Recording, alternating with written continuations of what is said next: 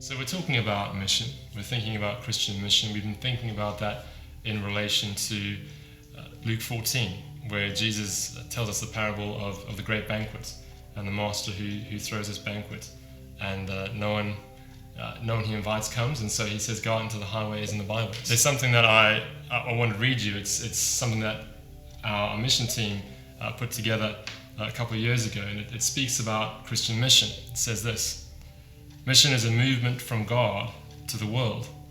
The church is an instrument for God's mission. There is a church because there is mission, not vice versa.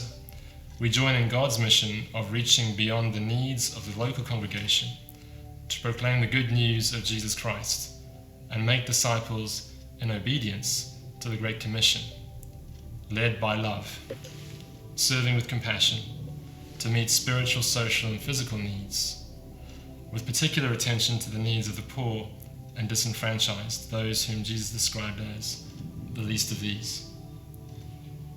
As you listen to that and think about the parable of the great banquet, are there any other sort of resonances, things that come to mind for you as we think about what Christian mission is? Yeah, I love how Jesus, again, he said, you give them something to eat. He gave them a directive. He gave them a command in order for them to see their limitation. You want us to give them something to eat.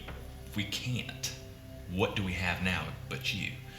And in the case of the story with the feast, it is another, there's another command model there: go out to the highways and byways and make an invitation. And I love that because that's not the expected place where we would think, okay, well, we need to find some people for the feast. Maybe go over here where we might expect, or go into this neighborhood over here. There would be some people that would take us up on the offer for a feast there. He kind of says, go to the place that you would least expect. Compel them to come. Let them know they're invited. And I think a lot of people need to hear that message.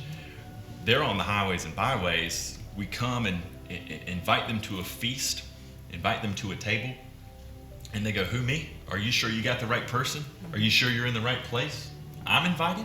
Yeah, there's a feast and you're invited. And that's the imagery Jesus is trying to set up. We are a movable feast to connect the gospel with people that are wandering around out there in the highways and byways. I mean, that imagery is they're just traveling.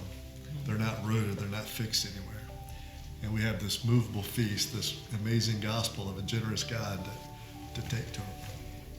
And that's an important piece of this, because we are so used to dealing with our people like us, our known people, that we build these very comfortable cultures in which we go to movies with the people we know, we go to meals with people we know, we go to church with people we know, we go to kids' sporting events with people we know, that we are isolated. And you can't be isolated and attend to what Jesus is trying to teach us about this parable.